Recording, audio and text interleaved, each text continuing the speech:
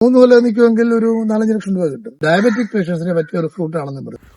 1.5 ഏക്കറിലെ പപ്പായത്തോട്ടം നമുക്കിന്ന് കണ്ടാലും ഞാൻ ലോക്കലായിട്ട് തന്നെ കൊടുക്കാന്ന് വിചാരിക്കണേ. റെസിഡൻസ് അസോസിയേഷനൊക്കെ നമ്മള് കൊടുത്തു കഴിഞ്ഞാൽ ഈ ആളുകൾ ഇപ്പൊ ഫ്രൂട്ട് വന്നിട്ട് ഉപയോഗിക്കുന്നത് പഴയ ഒരു ആരോഗ്യ സംസ്കാരം അല്ല. അപ്പൊ അവരൊരു പപ്പയ വാങ്ങിച്ചാൽ ഇപ്പൊ ഇതൊരു ചെറിയ പപ്പയാണെങ്കിൽ 1 കിലോ വരും, ഏതാണ്ട് തീരെ ചെറുതല്ലാതെ. ഒരു വലിയ പപ്പയാണെങ്കിൽ 2 കിലോ വരും. 2 കിലോ പപ്പയ്ക്ക് 100 രൂപ വരുന്നു. 1 കിലോ മാങ്ങ വേണമെങ്കിൽ 250 രൂപ. ഇപ്പൊ കൊടുക്കുന്നത് 250 രൂപ. മാത്രമല്ല അതിൽ ഒരുപാട് പ്രിസർവേറ്റീവ്സ് ഇതിലതില്ല. അപ്പൊ അതൊക്കെ ഒന്ന് പഠിപ്പിച്ചാൽ ഇവിടെ വന്ന് ചോദിച്ച് വാങ്ങിക്കൊണ്ട് പോയവരുണ്ട്.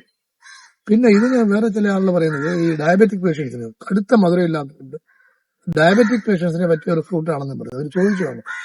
ഇപ്പോ ഈ കടകളിൽ തന്നെ ഫ്രൂട്ടിന്റെ ഇനത്തിൽ ഈ പപ്പയ്ക്കും പേരയ്ക്കൊക്കെയാണ് ഏറ്റവും കൂടുതൽ ഡിമാൻഡ്.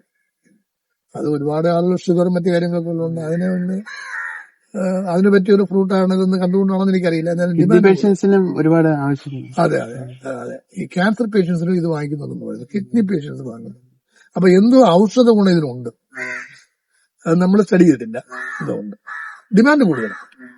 പിന്നെ ഈ കഷ്ടകഷ്ട എന്ന് പറഞ്ഞൊരു മാർക്കറ്റ് നമ്മുടെ മുട്ടടയുണ്ട്.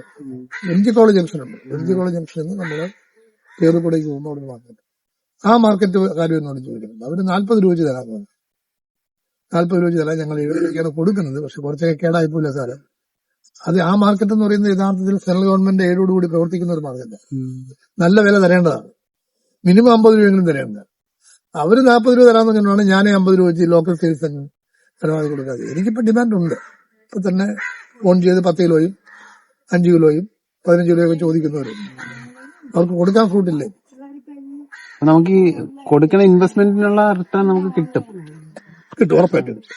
എന്റെ ഒരു റീഡിംഗ് അനുസരിച്ച് 3 കൊല്ലം നിൽക്കുമെങ്കിൽ ഒരു 4-5 ലക്ഷം രൂപ കിട്ടും. ഒരു പ്ലാന്റിൽ നിന്നൊരു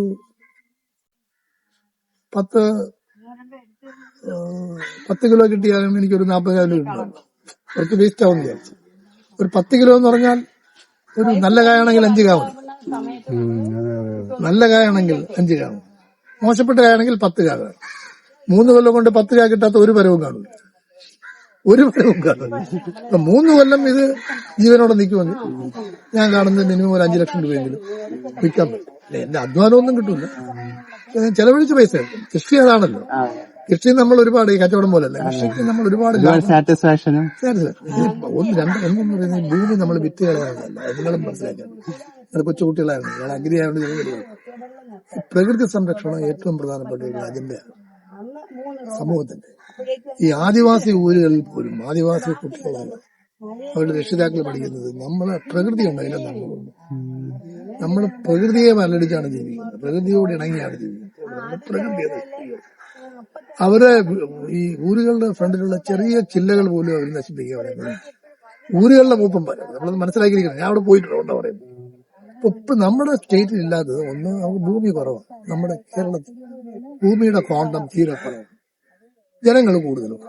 അപ്പൊ അവർക്ക് താമസിക്കാൻ ഇടവില്ല.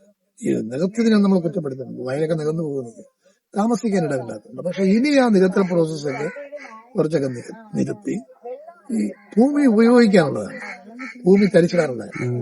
മാത്രമല്ല ഭൂമി വിറ്റുതൊലയ്ക്കാനുള്ളതല്ല, തലമുറകൾക്ക് കൈമാറാനുള്ളതാണ്. ഭൂമി വേണം.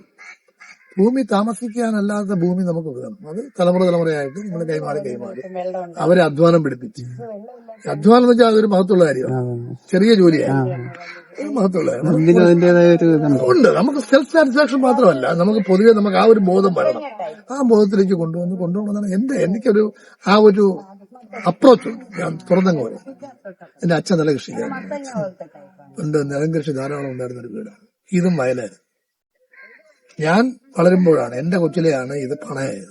ഒരു പണയാണ്. അന്ന് കൊച്ചു തെങ്ങും തൈയും കാഴ്ച തുടങ്ങിയിട്ടില്ല. മുഴുവൻ പാവല് പടവലമാണ്. പാവൽ പടവൽ ജോലിക്കാരനുണ്ട്. അച്ഛൻ എല്ലാ പണിയും ചെയ്യും. ഞങ്ങൾക്കൊരു 10-25 19 പാത്തി വെറ്റില കൂടിയുണ്ട്. അന്ന് ഈ ഓല കൊടുക്കുന്ന നമുക്ക് തെങ്ങുള്ളതുകൊണ്ട് ഓല കൊടുക്കും. ഓല മുഴുവൻ ഓല കീറുന്ന അച്ഛനെ ഇതെടുക്കാൻ കീർക്കലല്ല, മടപ്പൊളി. അതാണ് നമ്മൾ വെറ്റില കൊടിയുടെ ഈ വള്ളി കെട്ടാൻ വേണ്ടി അച്ഛൻ നന്നായിട്ട് 19 പാത്തി വെറ്റില കൊടി എന്നൊക്കെ പറഞ്ഞാൽ ഇന്നതിനെ കുറിച്ച് സങ്കല്പിക്കാൻ പറ്റില്ല.